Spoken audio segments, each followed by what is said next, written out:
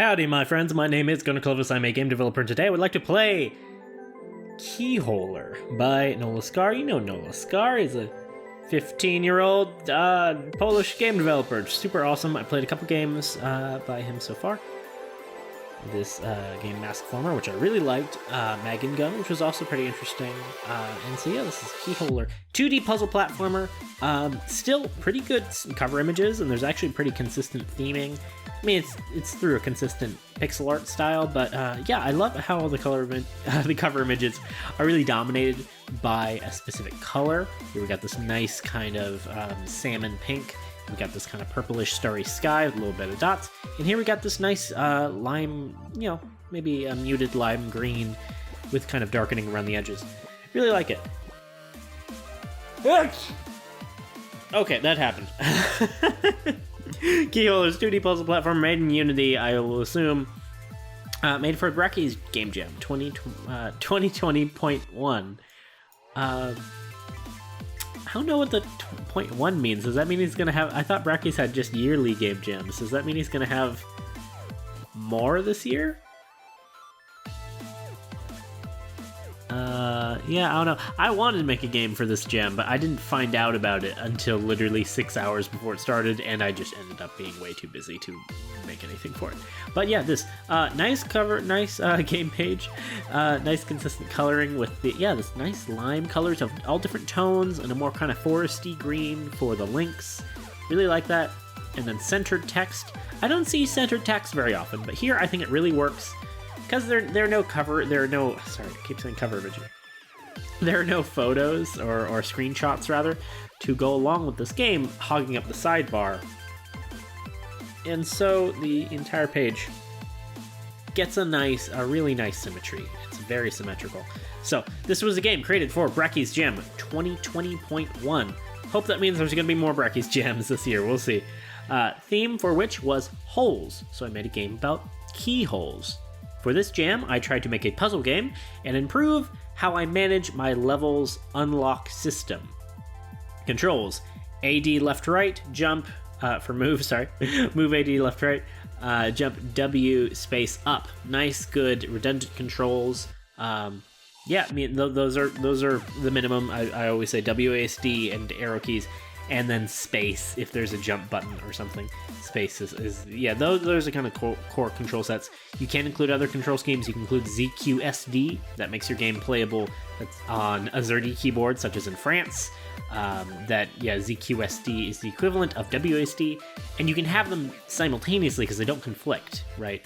IJKL, also very uncommonly used, but it's nice to have the option. It's uncommon, but I see it sometimes. Sometimes people like IJKL. And then you can get even crazier with Dvorak and similar additional control schemes, as I always talk about. So all sprites, scripts, and sound effects were created by me, but music was created by... I don't want to attempt to pronounce that. I'm actually not sure what it is. It looks Spanish-ish to me, but... There's so many dang languages, and a lot of them most of them are pretty similar, but yeah, maybe like Quincus Morera, that's a very American way to read that, but yeah, it was made 10 days ago. Wow, was that really, it seems like this was forever ago, but yeah, no, time passes much too quickly when we're together laughing. It's a reference no one's gonna get. That's tags 2D Brackeys Game Jam pixel art web. More tags could be applied. It's good this has some metadata. I would encourage everyone to fill out all of the metadata for your itch game pages. Particularly, I think the most useful one, by far the most useful one for me, is the average play session indicator, and that's something that itch cannot determine procedurally. Sometimes it can figure out that it's made in Unity or made with GameMaker or whatever by itself, not always, but it can never know how long the game is supposed to be played. Is it an arcade game that takes 12 seconds to play each round, or is it a story game that is a minimum of 20 minutes? I'd really love to know that information. because I record all these videos super last minute nowadays, and yeah, I'd like to know how much time I have, but here we go. Unity loading very slowly because I have poor internet, but that's fine. Okay, yeah, and again, I can pick between performance and quality instead of this being a built-in web thing. Instead of you know, that Windows pop-up where you select, you know, best to fastest kind of thing. Maybe this is, I don't know if this is built in to Unity WebGL. I mean, I've never seen another game do it, so that doesn't make sense. Yeah, really cool. Honestly, the performance kind of looks better than the quality preview because it's a lot crisper, has harder black outlines. But yeah, I'll go for quality. So KeyHoler, okay, cute little animation. He's gonna come back. Okay, he loops. I think it'd be better if he just kind of walked and then like wobbled back and forth. That's what I thought he was gonna do, because the logo is off screen a very awkward amount of time, especially because there's like tweening to it, so he's fastest right at that midpoint and then kind of slows down so that we linger on everything being off screen, which is kind of weird, but it's fine. So settings, cool. Very nice that we can go back to this. Yeah. All right, let's play it. So I'm not getting any sound, but this is awesome. There's like a little cutscene animation. That's so cool. I never see that. Okay, here we go. Here we do have sound. So yeah, it would be better if the menu and especially that little cutscene had some sound. But yeah, we do have sound effects and music. I actually do like this music track. Have to Google. So I get a big old key. Holy crap, that's an enormous key. I love it. Making stuff really big is a short ticket to juice. And yet this feels like a NoelOskar game immediately. It's the same kind of screen transitions with the big blue thing coming down saying level complete of the UI. Yeah, I rather like this this music, and the graphics are simple but really charming. Sound effects aren't anything to write home about, but they definitely serve their purpose. Wish there was a sound effect there for the key opening.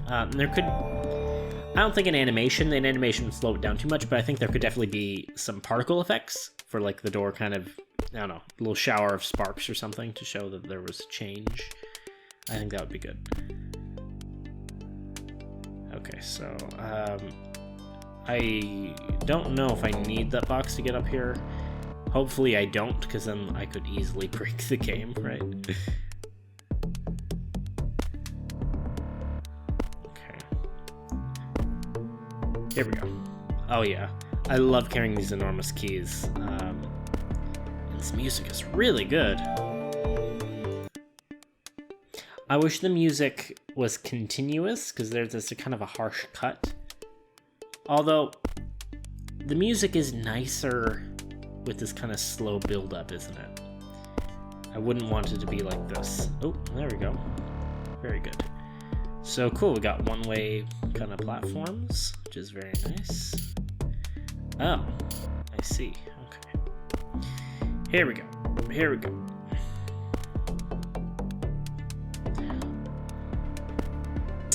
There's been a fair amount of mechanics in this game already. You got multiple colored keys that associate to different doors. We have one-way platforms of any direction, and we have the boxes, and now another key color. Very cool. Yeah, quite a few mechanics, but they're all very simple, and so it doesn't feel like too much, right? Oh geez, I just broke the game though. Alright, I should not be able to go up into this room, but yeah, thankfully we do have a big restart button right there. I also wish R would restart. Pressing R, that doesn't do anything. R should pretty much always restart your games. Maybe you have like a little "Are you sure?" prompt, but honestly, if it's a short, if the levels are short like this, I don't think you need one or should have one. But here we go.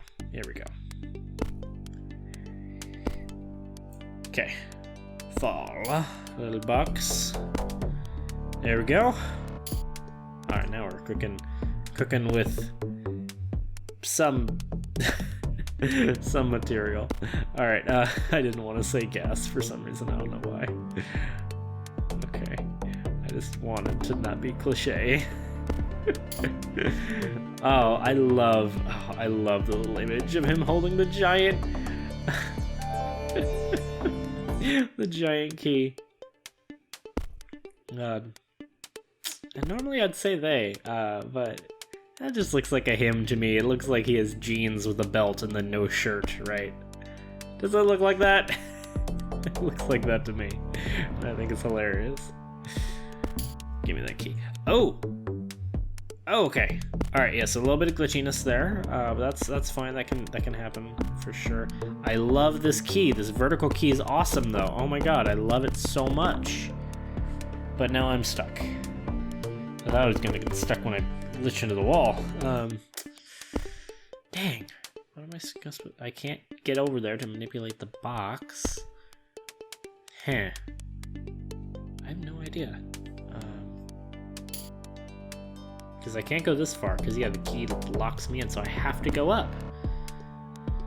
But I can't get that far. Eh. Okay, there we go. Ah, jeez. Alright. Oh man, that vertical key is my favorite thing in the world.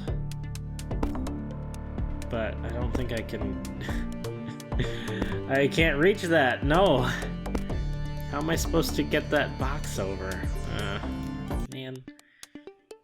And so this is kind of not so great having to do trial and error and reset everything every time. That's always frustrating, you know.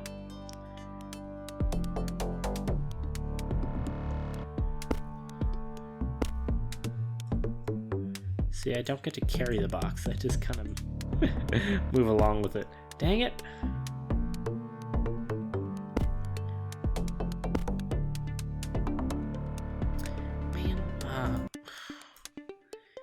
The key... It didn't seem like that was the case for the horizontal keys, but the vertical key obviously has its own, like, hitbox, and is manipulating stuff. As it do, would it be possible to poke the yellow key? Ah, I'm so close. I don't think that would work. Yeah, physics are kind of funky. That happens very regularly with the Unity games. Physics is always funky. What? I can't... Oh my god, I can't even make that? Oh, well now I'm stuck. Alright, this level has a lot of fail states. I'm really not a fan of fail states in level design where you just have to restart. I really, really don't like that. I think a restart should be a convenience, not a requirement.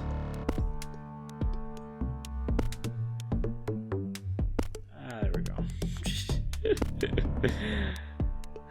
But yeah, I don't like it when I have to restart or else the game won't work, or else I can't progress. Especially in puzzle games, I think, oh, what? Okay, the hitbox for that was insane. And see, the yellow key doesn't have a hitbox like that. Got a little too aggressive there, but that's okay. Ooh, I wonder how many levels this game has. Alright, so I can't make it up this way. No, I cannot. Where's my exit? Oh, I can't even get the blue key, though. Oh, come on. What? Now that's what I'm really talking about. I can't go pick up the blue key. And I can't move up with the green key. So I have to restart right away. That is really, really not awesome. Okay, can I make this? Just barely not. It looks like it's hard to tell with these very physicsy games. You never know the full extent of your jump and what you can make, which is a serious problem with physics puzzle games a lot of the time, or physics platformers,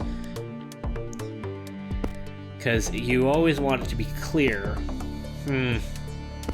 to your players what they can and cannot do, and that's definitely not the case here. I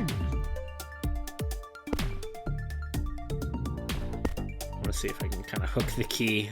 I can't seem to manage it. And I don't super get what's going on here. Okay.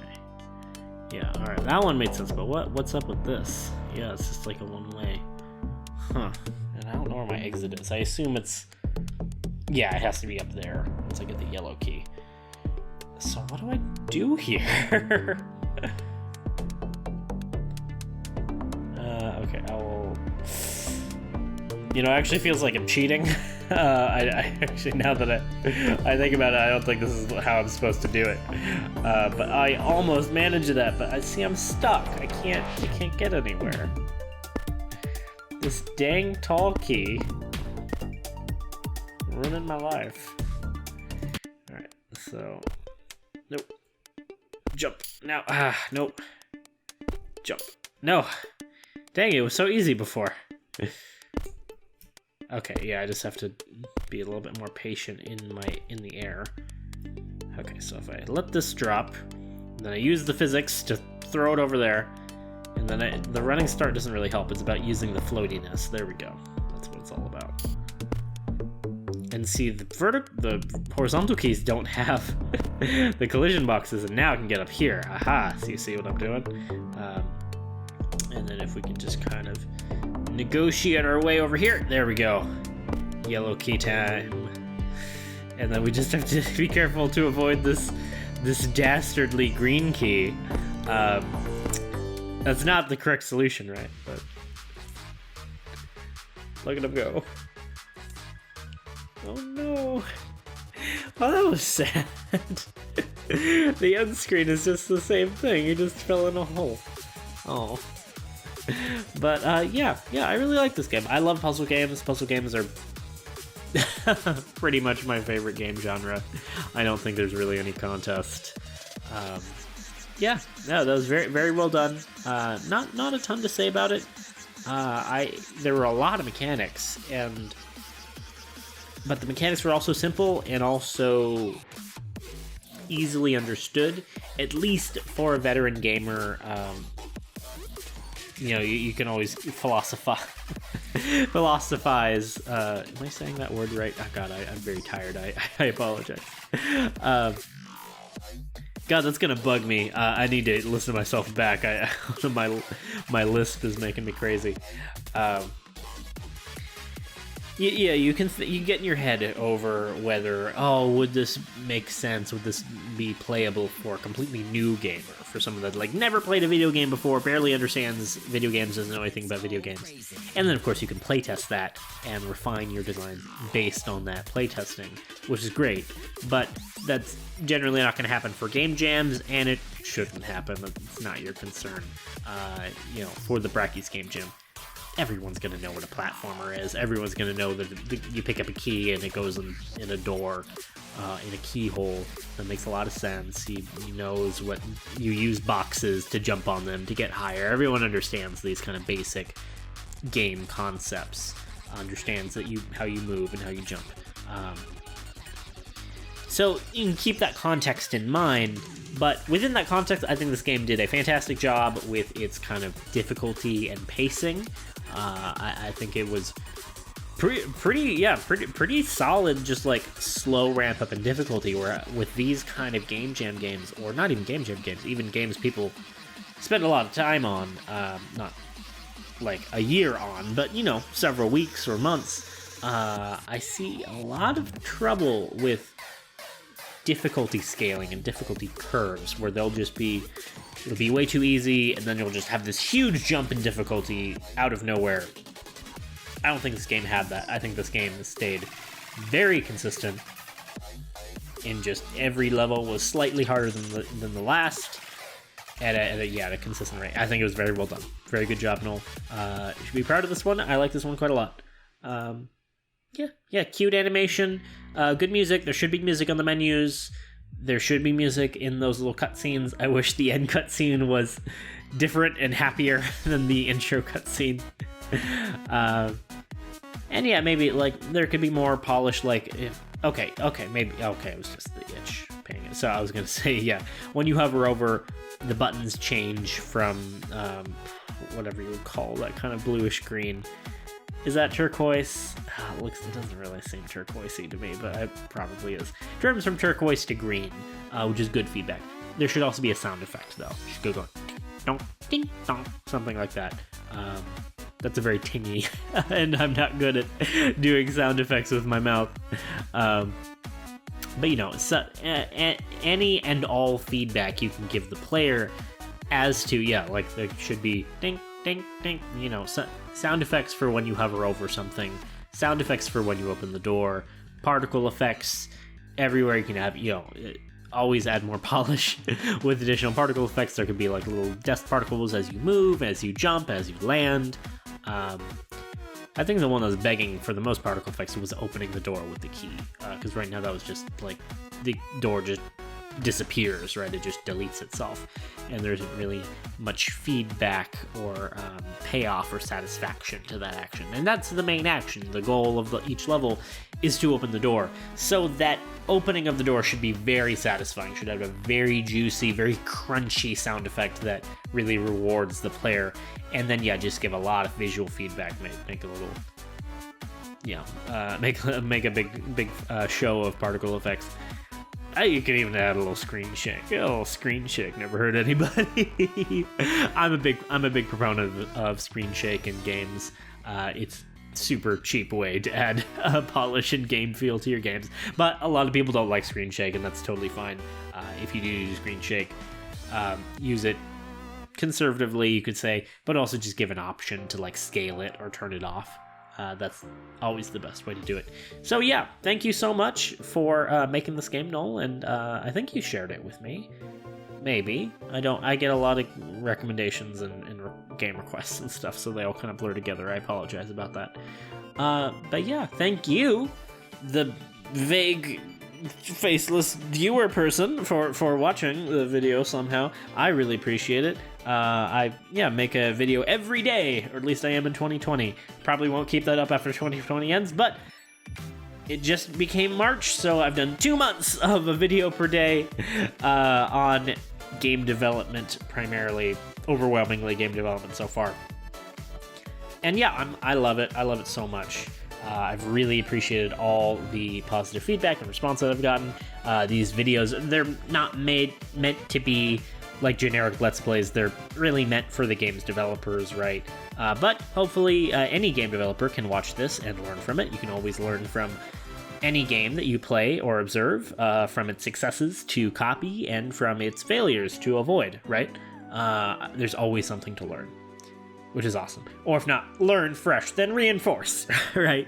Or show you a different kind of way about it.